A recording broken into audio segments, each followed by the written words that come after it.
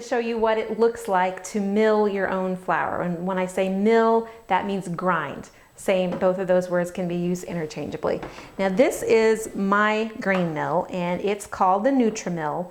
And out of all the ones that I have used over the last several years, this is my very favorite one. But all that you need to do to get started is to take your wheat, and I usually don't measure it out, I just pour it in. Usually I have it in my bucket or my pail, and I have a scoop in there and I just scoop it in. So, but this is about 5 pounds, and I'm just gonna pour it right in the top. This is called the hopper. This is what holds all the grain as it's feeding down into the milling chamber. So I don't quite have it all the way to the top. You can fill it all, in this model, you can fill it all the way to the top with hard wheat, which is what I'm making for my bread, and it will completely fill the bowl. So it's a 1-to-1 ratio. And if you put the lid on, it's a little bit quieter. It does sound about like a vacuum cleaner, but the good news is it's only going to take 5.5 minutes or so to mill all of this flour, or all of this grain, into flour. So that's not very long. There is a high speed and a low speed, and for most purposes you're going to leave it on high speed on this model. And then I just select the texture. It has a texture control knob that lets me do very fine flour, medium, coarse, and anywhere in between. Usually for bread flour, I choose the medium texture.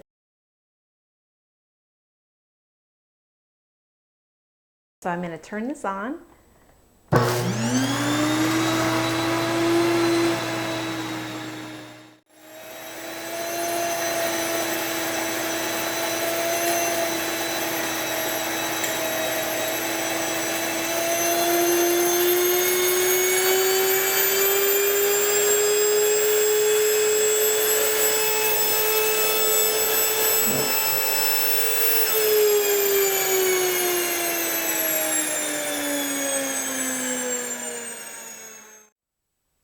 All right, the flour has finished milling, and all I have to do is pull out this bowl and tap on it a few times. That loosens any flour that's sticking to the top of the bowl. And remove the lid, and there's a little cup inside here that is usually attached to the lid, and sometimes it pops off when you're tapping on it or removing the lid, but it normally sits there like that. This is the separator cup, and it's one of 2 filters that you have that keep this process very neat and clean. So this is one of them, and there's going to be a little bit of flour in there, and it's usable flour. It's not filtering anything out, it's filtering it in, because as the motor runs, it pulls air through there to keep the motor cool, and that air has to come out someplace, sort of like an exhaust, although there's nothing bad in it, but there is some flour in it. And so this cup and this little filter here on the lid helps to keep everything sealed inside so that your kitchen doesn't get full of flour. So all that you need to do is to take this little filter and just kind of flick it out a couple of times. I usually do this over the trash can, and it really doesn't have very much in there. You don't want to get this wet. And then if there's any flour on top of the bowl,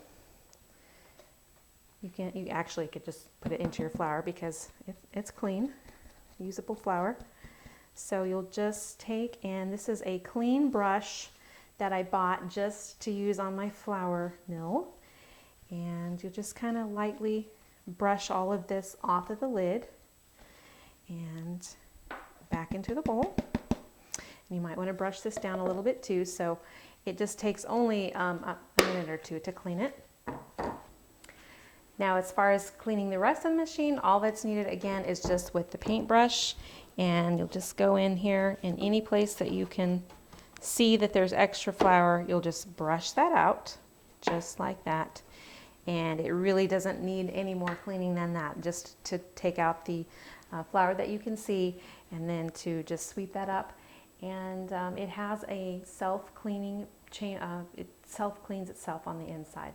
Now this is about 5 pounds of flour, as I mentioned. I will use most of this for my bread. I usually add some other types of flour to my bread, so I don't need to use all of this for my 6 loaves. But I would take out whatever I need to use. It's best to use it fresh, but if you do have some left over, you can take a container like this or whatever size is appropriate.